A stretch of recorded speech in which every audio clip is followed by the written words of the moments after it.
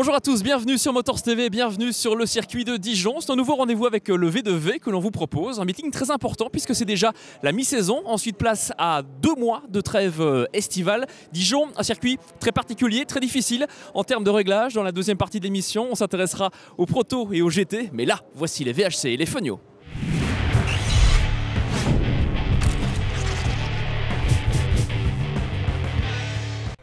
On commence avec Jean Collet, c'est l'homme qui cette année donne du fil à retordre au champion en titre Serge Herriot. Sur les 3 premiers meetings de l'année, il a même été le pire cauchemar de Herriot. À Dijon, le duel a continué, mais vous allez voir dans un instant qu'il a été sérieusement arbitré par 2 autres pilotes.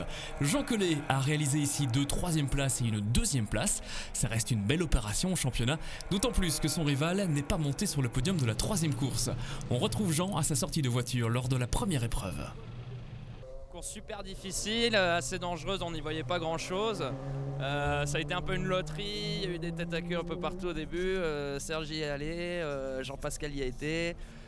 Moi j'ai joué la carte de la prudence, mais bon au final je finis 2e. Serge est toujours derrière, il est intraitable, il fait jamais. Enfin là il a fait une petite erreur, mais il est toujours là et toujours régulier, donc au championnat c'est toujours très serré, quoi.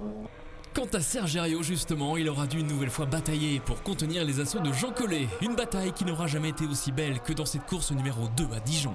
En 20 minutes à peine, ils se sont passés et repassés de nombreuses fois. Ils ont offert un spectacle tout simplement somptueux. Sur l'ensemble de son week-end, globalement, Serge Herriot aura souffert. 2e, 3e et 4e, ce sont ses résultats. Il était donc un peu en retrait par rapport aux 3 premiers rendez-vous de l'année. À qui la faute? À la météo certainement, mais aussi à 2 hommes qui sont venus troubler le jeu. Et le premier d'entre eux, c'est Romain Houllier. À son actif ce week-end, 3 pôles positions, une victoire, une 2e et une 4e place. C'était la toute première fois qu'il disputait une course de Fenio. Romain Houllier a épaté le paddock et malgré lui, il a compliqué la lutte pour le titre entre Serge Herriot et Jean Collet. À l'issue de la course 1, rencontre avec un homme très ému. J'ai eu un très bon coach, qui est mon père, Patrice Houllier, qui m'a tout appris, tout simplement. Et pour une première course, c'était inespéré. Donc très heureux et surtout un grand merci à lui. Voilà, tout simplement. Est-ce que c'était une course facile? Oui, facile, oui. Malgré les conditions météo? Ouais, on a des pneus Michelin qui sont très efficaces et du coup, ouais, facile. 2e pilote à être venu semer le trouble dans la lutte pour le titre, François Herriot, le fils du champion 2013. Comme Romain Houllier, il ne dispute pas l'intégralité du championnat. Sur ce 4e rendez-vous de l'année, il remporte 2 victoires et accroche une 4e place. Au vu de la manière dont il a remporté la dernière manche, François Herriot est officiellement le maître du suspense en Fenio. Je me suis senti bien dès le début, j'ai accroché le bon wagon, j'ai vu que devant ça partait pas trop. Donc j'ai attendu mon heure, rouler derrière quelqu'un ça permet d'économiser ses pneus. J'ai fait une tentative au milieu de la manche pour voir si ça passait, j'ai vu que ça passait et puis j'ai attendu le dernier passage, la dernière aspi, le moment qu'il fallait et puis j'ai fait un bon tour derrière donc voilà, ça s'est passé comme sur le papier.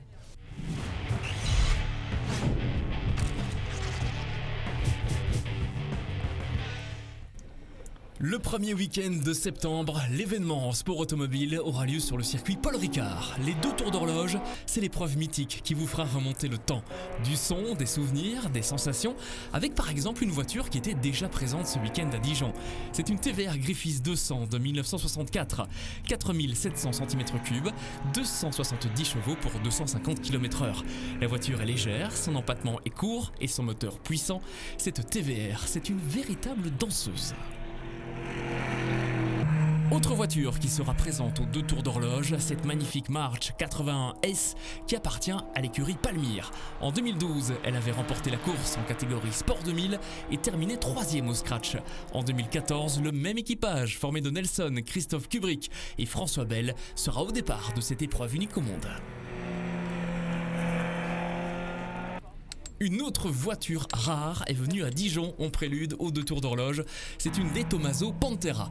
Châssis monocoque en acier, moteur V8, 5800 cm3, 310 chevaux pour 430 Nm. Sa boîte de vitesse est manuelle, à 5 rapports. La voiture pèse 1330 kg et peut atteindre 240 km/h.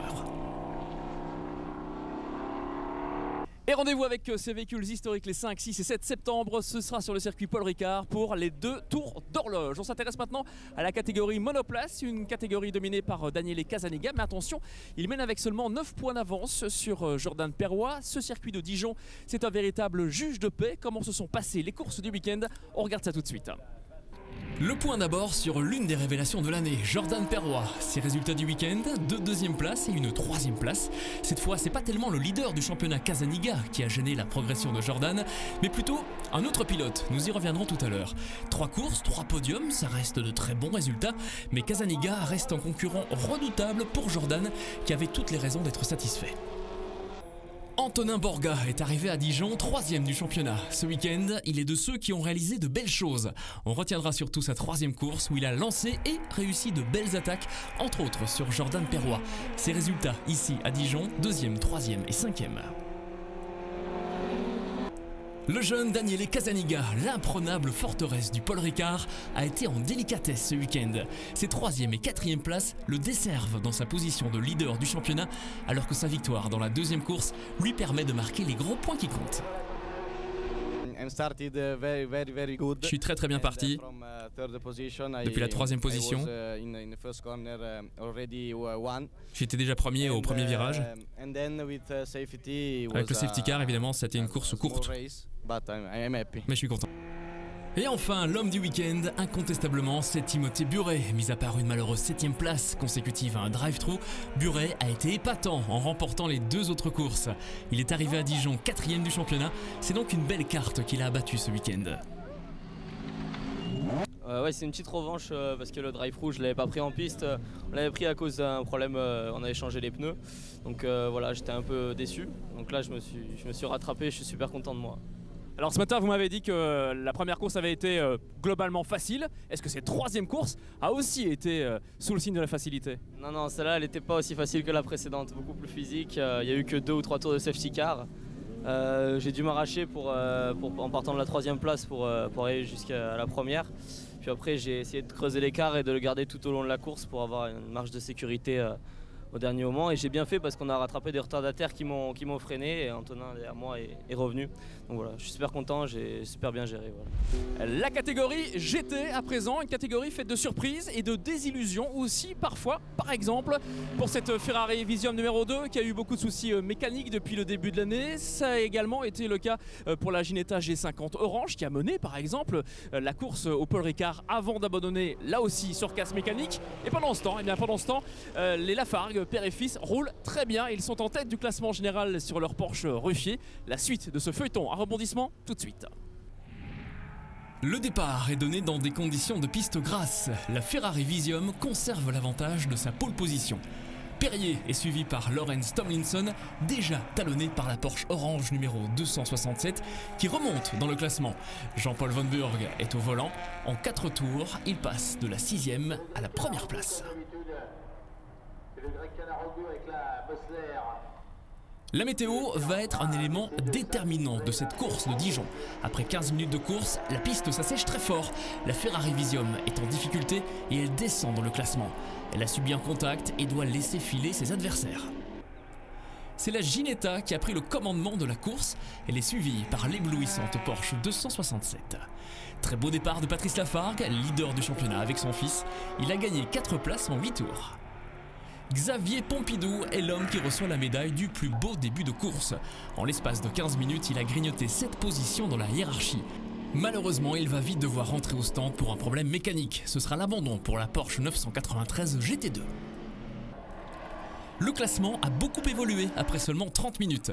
La Ginetta est autoritaire leader. Elle est suivie par la Mercedes G-Private qui est remontée de la 10e à la 2e place. 21 secondes derrière elle, on retrouve les Lafargue 3e.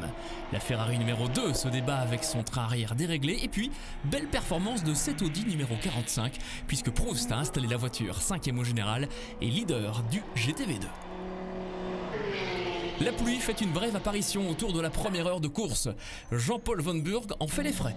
C'est le moment des premiers passages au stand, l'occasion de demander à Thierry Perrier des détails sur les soucis de la Ferrari Visium. Je me suis fait taper 2 fois à l'arrière et je pense que ça a dû dérégler le train parce qu'on a regardé le pneu et il y a une marque sur le pneu. Et je ne sais pas si ça nous a mis de la pince ou de l'ouverture, mais en tout cas, l'auto est quasi inconduisible dans tout ce qui est virage à droite, comme c'est la majorité ici, et vite en plus, c'est pas facile du tout. David Loger, de son côté, va bientôt monter dans la Porsche Nouri Compétition. Il aime les conditions de pilotage difficiles, mais aujourd'hui, elles sont carrément changeantes. Là, le problème, c'est que la piste est en train de bien sécher, et c'est noir partout, mais ça ne veut pas retomber. Donc on ne sait pas trop quoi faire. Savoir si on laisse Eric au maximum et qu'on met des pneus slick, ou si je vais être obligé de repartir avec des pneus pluie. Donc c'est le gros doute. Sinon, Eric a fait un très bon relais, mieux que d'habitude. Donc on est dans une bonne position. Confirmation des doutes de David Loger avec une nouvelle averse violente qui s'abat sur le circuit de Dijon-Prenois à la mi-course. Le safety car entre en scène le temps que la piste redevienne praticable. Parmi les équipages qui jouent des conditions météo et se déjouent des procédures de neutralisation, on retrouve une nouvelle fois l'Audi 45 de Jousse, Thibaut et Proust. Ils sont à nouveau aux avant-postes du GTV2. Pour l'instant tout se passe bien, on a laissé Thierry Proust prendre le départ, il a fait un très bon relais et avec l'appui du jeu des safety cars on est en deuxième position, donc c'est Franck Thibaut qui va prendre le relais du milieu. Il y a beaucoup d'eau sur la piste, donc j'espère qu'il va bien se débrouiller, mais j'ai confiance en lui. On verra en fin de course si on arrive à rester sur le podium général, mais ça va être compliqué quand même. À l'approche de la mi-course, c'est maintenant Jean-Bernard Bouvet qui a pris place dans la Ferrari Visium numéro 2. Les deux gentleman drivers qui l'accompagnent ont fini leur part du boulot. Jean-Bernard laisse parler toute son expérience. Objectif, remonter le plus haut possible depuis la 7e place, bien que la voiture soit endommagée. La piste est séchante, faut-il passer les pneus slick? Dans cette série V2V, on n'a pas le droit de préchauffer les pneus. Donc partir en slick froid sur une piste humide comme ça, c'est à mon avis très difficile, quoi. À la limite, s'il y a à changer les pneus, ce serait peut-être encore mettre des pluies, peut-être qu'un quart d'heure, mais les slicks, j'imagine pas les slicks là. Seul Bernard peut le dire. En tête de la course, le nouveau venu Tom Sharp roule très fort. Il a pris le relais de son équipier et patron, Lawrence Tomlinson. Tomlinson, le boss de Ginetta, peut être fier de sa jeune recrue. Il est incroyablement rapide. Il a disputé la coupe G55 au Royaume-Uni. Il a fait du bon travail pour moi là-bas. C'est super de voir des gens venir de la coupe allant vers d'autres disciplines. Mauvaise nouvelle pour l'Audi 45 qui occupait la tête du classement GTV2. Franck Thibaut est parti en tête à queue, la voiture a perdu du temps en piste. Thibaut a ensuite préféré repasser par les stands. Dommage pour cet équipage qui redescend en 8e position générale et qui perd du coup la tête du GTV2. À 1 heure de la fin, le classement général est le suivant. 5e place pour la Porsche de Terray, Von Burg et Schmalz. En 4e position, l'incroyable Mercedes SLS des Zumstein. 3e et leader de la catégorie GTV3, Gaillard et Botman. Sur la 2e marche du podium provisoire, on retrouve les Lafargue. Et leader, encore et toujours, quasiment depuis le début de la course, la Ginetta G50. Dans le clan Ruffier-Lafargue, actuel 2e, on a le sourire. C'est vrai qu'on a une chance depuis le début de l'année, là, on la joue avec mon fils. C'est sympa, on se fait plaisir.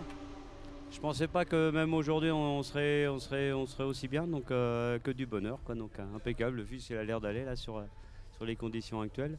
Donc c'est bon, on va voir, on verra à la fin, mais comme on n'a pas plus de prétention que ça, c'est impeccable. À 15 minutes de la fin, Bouvet, qui avait réalisé des chronos épatants depuis le début de son relais, choisit en plus le bon moment pour passer les slicks. L'équipage termine en 2e position. J'ai fait un beau relais, alors ce que je craignais effectivement c'était le cas, la voiture n'allait pas du tout, elle survirait beaucoup, hein, et je pense qu'on a pris un coup sur la roue arrière, j'ai le volant qui est comme ça. Après l'expérience du roulage sous l'eau que j'ai m'a permis de rouler vite quand même, c'était chaud quand même, mais ça a été un peu dur. Et puis on a eu, je pense j'ai fait un bon coup de poker en passant les slicks très tôt. Derrière Bouvet, Pagny, Perrier, on retrouve les Lafargue, plus que jamais leader du championnat. À la fin de course, ça allait un peu mieux quand on a monté les slicks. Plus à l'aise, mais comme je l'ai dit au départ, hein, le gras mouillé, j'ai vraiment peiné, c'était dur.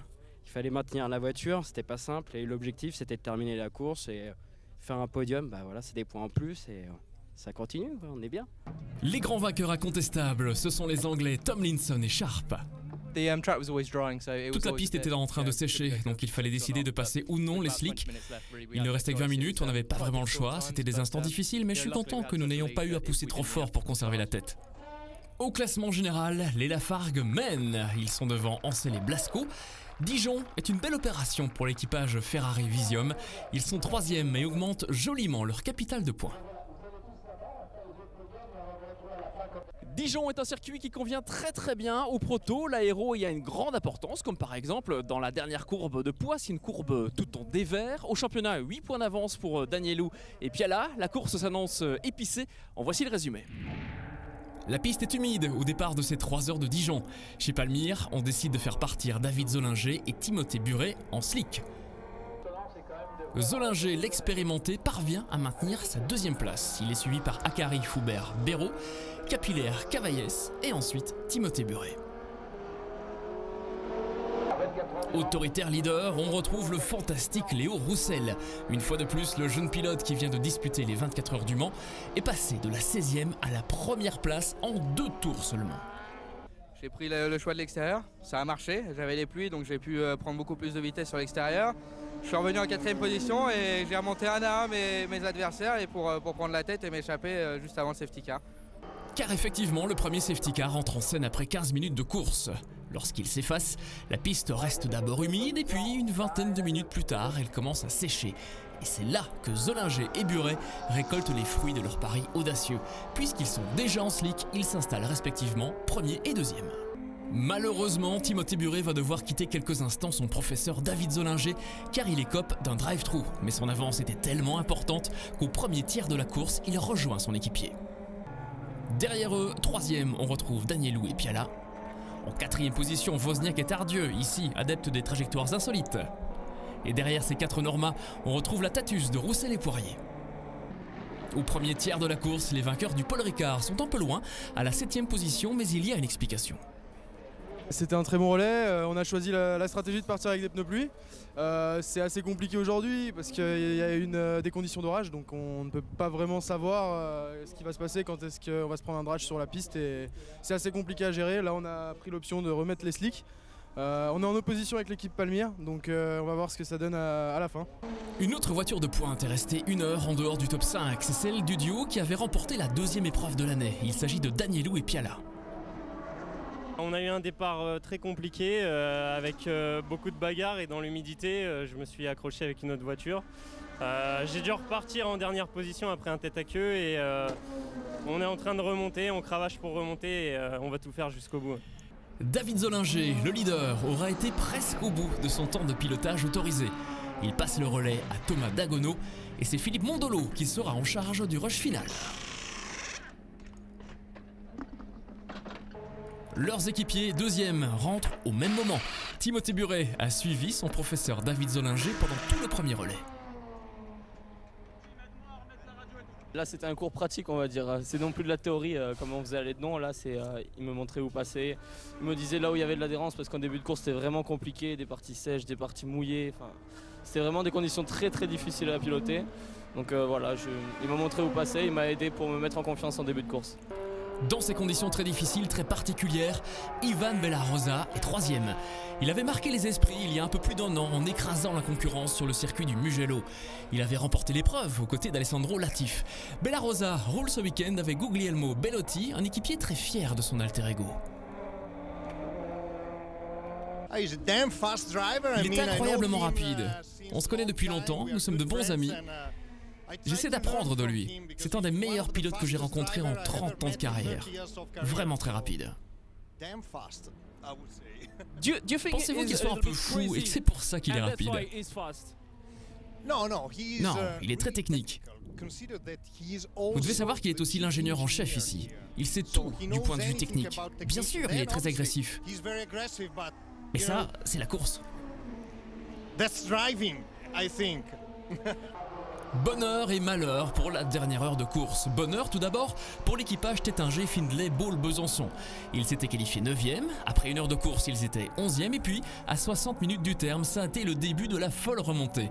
Elle est due au talent de l'équipage évidemment, mais aussi à la chance et à la stratégie face au changement météo et au safety car. Tous ces éléments rassemblés permettront aux pilotes de la 32 de monter sur la 3e marche du podium. Du côté des moins chanceux, on retrouve les ex-leaders de l'épreuve, Mondolo, Zollinger, Dagono. Pour les mêmes raisons, c'est-à-dire le facteur chance avec la météo et les safety cars, ils franchiront l'arrivée à la 5e place.